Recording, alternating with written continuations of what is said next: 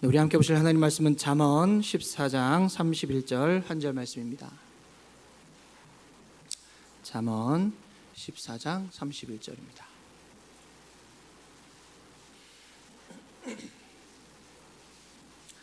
네, 잠언 14장 31절 우리 한 절입니다. 우리 한 목소리로 함께 읽도록 하겠습니다. 잠언 14장 31절입니다.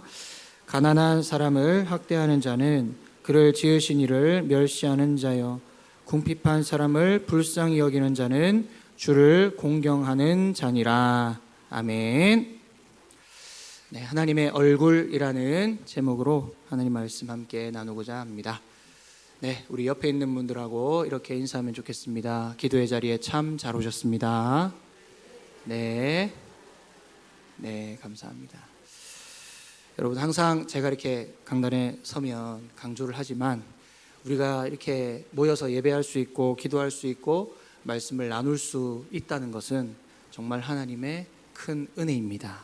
네, 그래서 우리가 하나님의 말씀을 대할 때에 우리의 마음을 활짝 열고 그 말씀을 받고 그 말씀대로 살아갈 수 있는 우리 모든 성도님들 다 되시기를 주님의 이름으로 축복합니다. 이번 주 중에 저를 좀 자주 보시죠. 네, 오늘 새벽에도 뵙고 저녁에도 뵙고, 네, 이번 주에 좀 자주 뵙는 것 같습니다. 감사합니다. 네, 우리 하나님의 얼굴이라는 제목인데요. 제가 이야기 하나 먼저 들려드리면서 시작하겠습니다. 어떤 섬에 용감한 기사 아빠와 사는 아이가 있었습니다.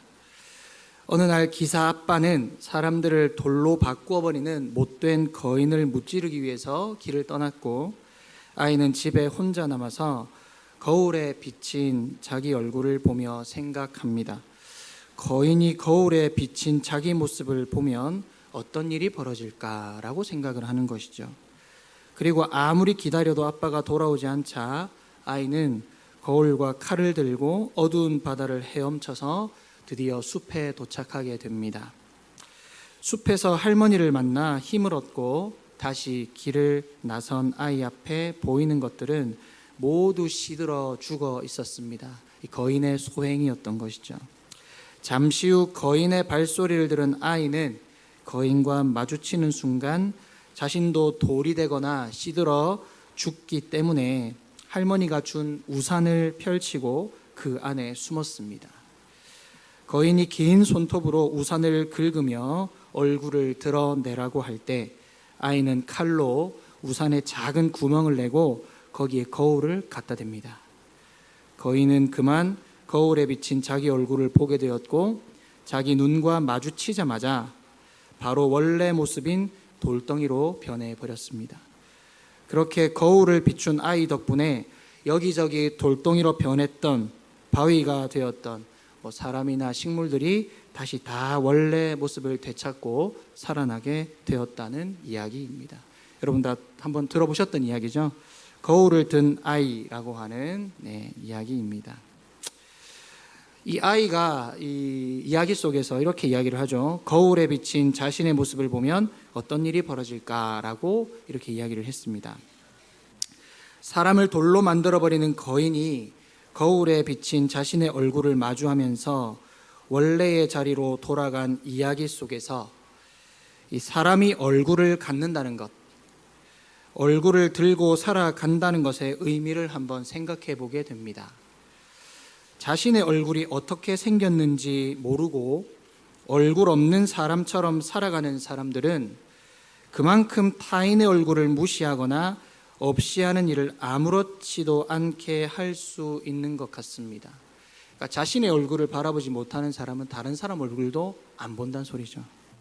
사랑하는 성도 여러분, 만약에 우리의 얼굴을 거울에 계속 비추면서 살아갈 수만 있다면, 자신의 모습을 먼저 볼 수만 있다면 우리는 실수를 조금 더 줄일 수 있을까요?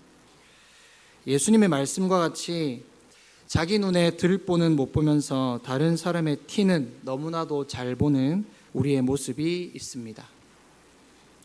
우리의 얼굴, 이 하나님의 얼굴에 대한 이야기를 말씀에 비추어 살펴보면서 나 자신을 돌아보고 더 나아가서 하나님의 얼굴을 구하며 대하는 그런 기도의 시간이 되기를 간절히 소망합니다.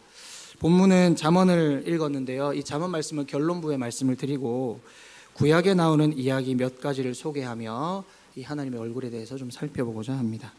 먼저 창세기 4장에 보면 고개를 떨어뜨리고 화를 참지 못하는 가인의 얼굴이 보입니다. 창세기 4장 5절입니다. 가인과 그의 재물은 받지 아니하신지라 가인이 몹시 분하여 안색이 변하니 여호와께서 가인에게 이르시되 내가 분하여함은 어찌 됨이며 안색이 변함은 어찌 됨이냐 내가 선을 행하면 어찌 낯을 들지 못하겠느냐라고 말씀하셨죠. 이 가인과 아벨이 각각 자기들의 소산물을 하나님께 바쳤을 때 하나님께서 아벨의 것만 받으시니 가인의 안색이 변했습니다. 여기서 안색이 변했다라는 말은 문자적으로 그의 얼굴이 떨어졌다라는 의미입니다. 거절된 재물에 분노로 일그러진 가인의 얼굴은 하나님의 형상으로 지음받은 본래의 얼굴에서 한참이나 멀어져 있었습니다. 결국 가인은 아벨을 죽였죠. 그리고 아우의 얼굴을 찾는 하나님께 쫓겨나게 됩니다. 그와 동시에 가인이 가장 크게 슬퍼하는 이유는 이렇게 본인이 고백을 하는데요.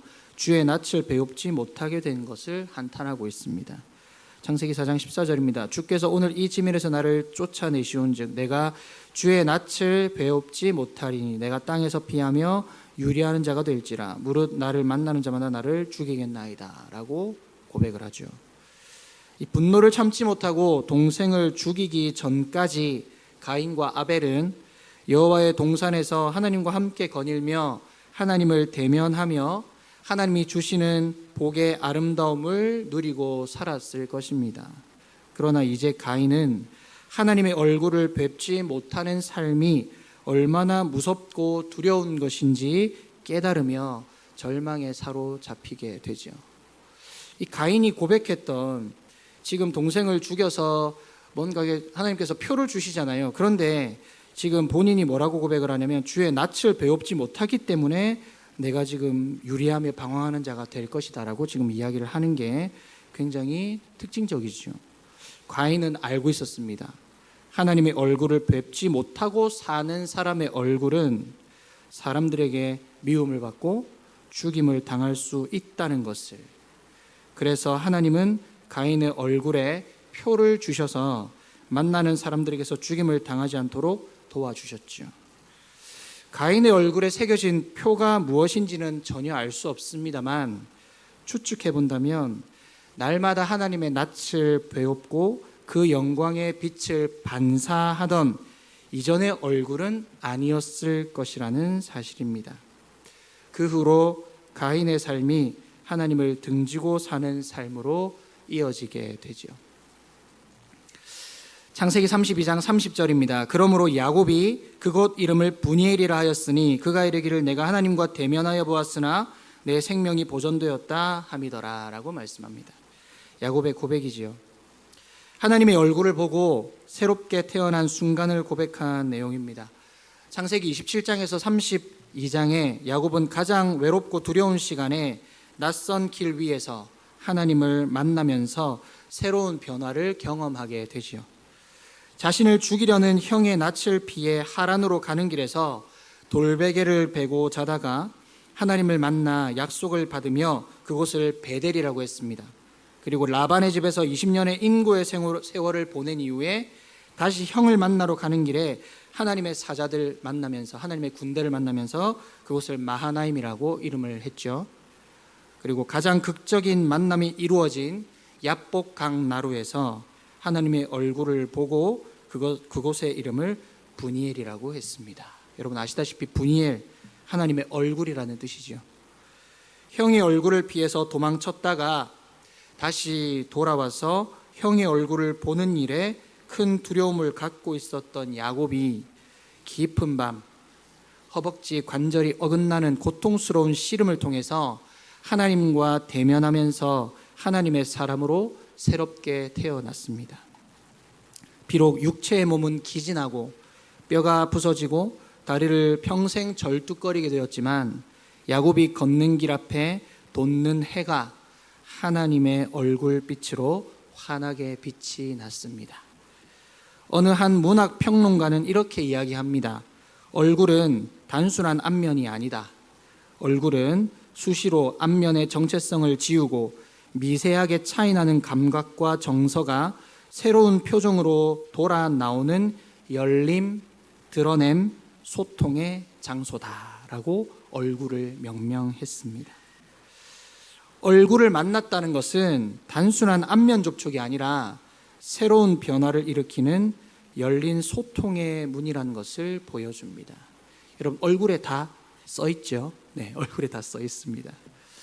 야곱이 브니엘에서 하나님의 얼굴을 만나면서 앞으로 평생을 지팡이에 기댄 채 연약한 인생을 살아가겠지만 이제는 경쟁자 혹은 속이는 자가 아닌 야곱이라는 안면을 지우고 이스라엘이라는 새로운 이름으로 하나님의 얼굴빛으로 충만한 새날을 맞이한 것과 같습니다. 이러한 모든 성도님들이 다 되시기를 주님의 이름으로 축복합니다. 계속해서 출애굽기 33장 11절입니다. 사람이 자기의 친구와 이야기함 같이 여호와께서는 모세와 대면하여 말씀하시며 라고 기록이 되어 있죠. 모세는 회막에서 하나님의 얼굴을 친구처럼 보면서 대화를 나눴습니다. 여러분, 하나님과 친구처럼 대화하고 싶으시죠? 잘 오셨습니다. 기도의 시간이 바로 그런 시간입니다. 또한 시내산에서 두 번째 돌판에 새겨진 증거의 말씀을 받아서 내려올 때는 하나님과 나눈 말씀으로 얼굴에 광채가 났죠. 그래서 너무 빛이 나니까 수건으로 가리게 되죠. 하나님을 대면한 사람, 하나님과 더불어 대화를 나눈 사람의 얼굴이 하나님의 빛으로 가득함을 모세가 잘 보여주었습니다. 그래서 모세는 이후 광야 행진을 앞두고 이렇게 고백하며 백성들을 축복합니다. 그 유명한 제사장 축복 기도죠. 이건 함께 읽었으면 좋겠습니다. 민수기 6장 25절 26절입니다. 함께 읽겠습니다. 시작. 여호와는 그의 얼굴을 내게 비추사 은혜 베푸시기를 원하며 여호와는 그 얼굴을 내게로 향하여 드사 평강 주시기를 원하노라. 아멘. 네. 앞으로 이제 시작이에요. 민수기 6장에서 이제 광야 40년을 또 지내야 되고 가나안 정복도 해야 되고 앞으로 수많은 밤과 낮을 거칠고 메마른 길 위에서 지내야 했지만 날마다 하나님의 얼굴을 보며 걸어간다면 환한 마음으로 걸어갈 수 있었기 때문에 이렇게 이스라엘 백성들을 축복하게 된 것이죠. 우리는 어떠한 때 이렇게 하나님의 얼굴을 마주할 수 있을까요? 바로 말씀을 대할 때입니다. 말씀을 대할 때 성경을 읽고 묵상하는 가운데 하나님을 대면하게 되죠. 성령의 감동으로 기록된 말씀을 읽을 때에 지혜와 계시의 영이 충만하여서 하나님을 만나고 마음이 새롭게 되는 변화의 시간을 우리는 맞이하게 됩니다. 모세가 하나님과 나눈 대화로 그 얼굴에 광채가 난 것처럼 오늘도 말씀을 읽고 묵상하며 그 말씀을 마음 깊이 받아들이는 사람들의 얼굴에서 하나님의 얼굴빛을 볼 수가 있습니다. 여러분, 옆 사람을 한번 보시겠습니다. 빛이 나시나요? 말씀을 잘 듣고 계시나요? 말씀을 잘 받아들이고 계시나요? 네, 지금도 여러분들의 얼굴 아주 빛이 납니다. 조명 때문이 아닙니다. 여러분, 말씀을 듣고 지금 빛이 나고 있습니다. 우리 옆에 있는 분들하고 이렇게 그래서 인사 한번 했으면 좋겠습니다. 말씀을 듣고 지키는 당신 빛이 납니다. 이렇게 인사했으면 좋겠습니다. 말씀을 듣고 지키는 당신 빛이 납니다. 네, 그렇죠. 여러분, 기도했는데 이렇게 얼굴이 안 좋으면 기도가 잘 안 됐나? 뭐 이렇게 생각하실지 모르겠습니다. 오늘도 여러분 금요기도회가 끝나고 이제 나가셨을 때 인사 나누실 때 이 사람 얼굴에 빛이 나나 안 나나 한번 잘 보시면 기도 똑바로 했구나, 말씀 잘 들었구나, 이렇게 아마 생각하셔도 좋겠습니다. 여러분, 기도하면 빛이 나죠. 말씀 듣고 말씀대로 살아가려고 노력하고 그렇게 살면 여러분 빛이 왜 안 나겠습니까? 빛이 납니다. 그 얼굴빛을 아는 사람의 일상이 말씀을 읽는 자의 하루의 모든 생활이 되겠죠. 매일 말씀을 읽는 우리도 만나는 사람들에게 주의 얼굴빛을 비추는 작은 거울이 되는 삶을 살아야겠습니다. 사랑하는 성도 여러분, 그 어느 때보다 무섭고 사나운 시대를 살아가는 이때에 하나님의 얼굴빛으로 환한 얼굴 하나, 참 고운 얼굴 하나가 바로 우리 교회의 얼굴이 되고 우리의 얼굴이면 참 좋겠습니다. 이러한 얼굴이 다 되시기를 주님의 이름으로 축복합니다. 여러분들 다 그런 얼굴입니다. 네, 얼굴 참 좋으세요. 오늘따라 특히 좋으신 것 같아요. 오늘 잘 쉬셔서 그런지 모르겠습니다만. 네. 자, 이제 오늘 본문의 말씀입니다. 가난한 사람을 학대하는 자는 그를 지으신 이를 멸시하는 자요, 궁핍한 사람을 불쌍히 여기는 자는 주를 공경하는 자니라 라고 말씀합니다. 하나님의 얼굴빛 앞에서 살아가는 사람은 다른 사람의 얼굴을 멸시하거나 하찮게 여길 수가 없습니다. 멸시라는 단어 여러분들 아시다시피 업신여기며 본다라는 뜻입니다. 좀 더 정확하게 이야기하면 있지만 없는 사람 취급한다는 말입니다. 투명인간 취급한다는 말이죠. 잠언의 지혜자는 우리에게 가난한 사람을 업신여기는 일이 곧 하나님을 멸시하는 것과 같다고 하면서 궁핍한 사람을 불쌍히 여기라고 권면하고 있습니다. 오늘 본문의 가난과 궁핍은 그냥 문자 그대로 없는 사람, 뭔가 재산이 없고 불쌍한 사람만 얘기하는 것이 아니라 더 넓은 의미로 연약한 사람들, 돌보고 도와야 할 모든 사람을 뜻합니다. 사랑하는 성도 여러분, 사실 저와 여러분도 본래 멸시 아래 있었던 자들이었죠. 죄로 죽을 수밖에 없는 자들이었죠. 우리의 빈부격차나 우리가 어떻게 살아가고 이건 중요한 것이 아닙니다. 그게 중요한 게 아니라 우리도 원래 진노의 자녀였고 원래 우리는 다 죽을 수밖에 없는 죄인이었습니다. 그런데 우리가 뭐라고 다른 사람을 업신여기고 다른 사람을 투명인간 취급해서 되겠습니까?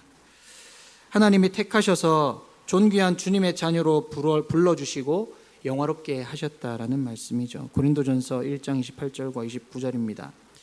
하나님께서 세상의 천한 것들과 멸시받는 것들과 없는 것들을 택하사 있는 것들을 폐하려 하시나니 이는 아무 육체도 하나님 앞에서 자랑하지 못하게 하려 하심이라. 아멘.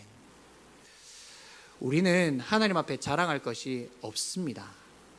근데 막 살다 보면, 이야기를 나누다 보면 갑자기 나도 모르게 자랑을 하고 있는 거예요. 이게 자랑이라고 처음에 시작한 게 아닌데 나중에 보니까 자랑이 된 거예요. 여러분 기억하십시오. 모든 육체는 하나님 앞에 자랑할 것이 없습니다. 그럼 우리가 뭘 자랑해야 되나? 이제 예수님을 자랑하자, 이렇게 복음을 자랑해야 되나 이렇게 알고는 있는데 예수님을 어떻게 자랑해야 될까요?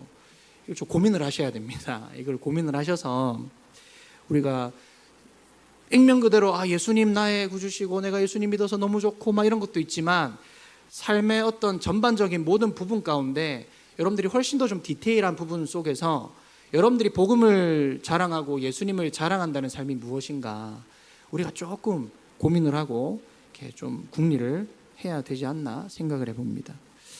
그러면 하나님의 얼굴을 품은 자로서 우리 곁에서 있지만 없는 사람처럼 살아가는 이들의 얼굴빛이 다시 살아나는 길을 마련하는 것이 우리의 책임이겠죠.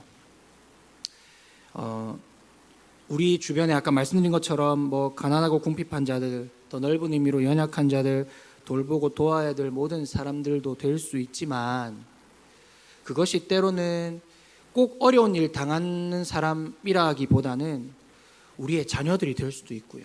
우리의 다음 세대가 될 수도 있고요. 우리 청년들이 될 수도 있고요. 여러분 옆에 계시는 가까운 이웃이 될 수도 있고, 그러니까 모든 사람, 그 누구나 될 수 있다라는 이야기입니다. 사랑하는 성도 여러분, 우리가 하나님의 말씀을 대하고 기도할 때 하나님의 얼굴을 마주하면서 우리 얼굴이 빛나는 일이 일어나기를 소망합니다. 하나님의 형상대로 지음받은 저와 여러분 모두 하나님의 얼굴을 가진 모든 사람이 각각 자기 자리에서 사랑받고 존중받으며 함께 기도할 때 하나님의 얼굴을 구하고 그 말씀대로 살아갈 힘과 능력을 얻음으로 믿음으로 끝까지 승리하는 저와 여러분의 복된 삶이 되기를 주님의 이름으로 축복합니다. 우리가 그 얼굴 대할 때 참 먼저 밝게 인사해 주는 것만 해도 정말 힘이 되잖아요. 그래서 우리가 좀 그런 것들이 우리의 좀 습관이 되면 좋겠고, 오늘 이 말씀과 또 오늘 이제 마지막 이렇게 우리가 함께 나누었던 말씀들을 좀 기억하시면서 우리가 좀 어떻게 정말로 하나님 앞에 살아갈지, 우리의 이웃을 어떻게 하면 상할지 우리가 함께 고민하며 기도함으로 지혜를 얻었으면 좋겠습니다. 극한 고난 가운데 진정 하나님의 얼굴을 대면한 욥의 고백을 읽고 마치면서 함께 찬양하면 좋겠는데요. 띄워주시면 좋겠습니다. 네. 우리 함께 읽도록 하겠습니다. 시작. 내가 주께 대하여 귀로 듣기만 하였사오나 이제는 눈으로 주를 배움나이다. 아멘. 예, 이 말씀을 이렇게 해석할 수 있겠죠. 모든 질문은, 여러분 욥이 얼마나 많이 질문했습니까? 하나님 도대체 어디 계시냐고. 그렇게 새 친구가 찾아오고 마지막에 엘리후가 찾아와가지고 그렇게 이야기를 나누는데 답이 안 나오는 거예요. 자, 그런데 마지막에 지금 띄워놓은 저걸 한번 읽어볼게요. 시작. 모든 질문은 당신의 얼굴 앞에서 사라져버립니다. 아멘. 네. 여러분 정말 많은 질문, 기도 제목, 어려움, 고민, 걱정, 염려 많으시죠. 그런데 여러분 하나님 얼굴 보는 순간 다 사라집니다. 그렇기 때문에 이 기도의 시간이 우리는 하나님의 얼굴을 구하는 시간이 될 수 있기를 간절히 소망합니다. 여러분 정말로 있잖아요. 하나님께서 네, 여기 있다 하고 진짜 눈앞에 탁 나타나시면 여러분이 지금 고민하고 염려하고 걱정하고 있는 모든 것 다 사라지지 않겠습니까? 상황이 안 바뀌어도. 왜냐하면 확인했잖아요. 아, 하나님 나 보고 계시는구나. 아, 하나님이 나와 함께 하시는구나. 얼굴 보면 바로 그냥 모든 것이 다 사라지잖아요. 여러분 기도가 그런 시간이지 않습니까? 우리가 하나님 앞에 기도할 때에 하나님의 뜻을 알 수 있고 하나님 말씀 그 음성을 들을 수가 있고 그 말씀 앞에 우리는 모든 걱정과 염려가 눈 녹듯이 다 사라지게 될 줄로 믿습니다.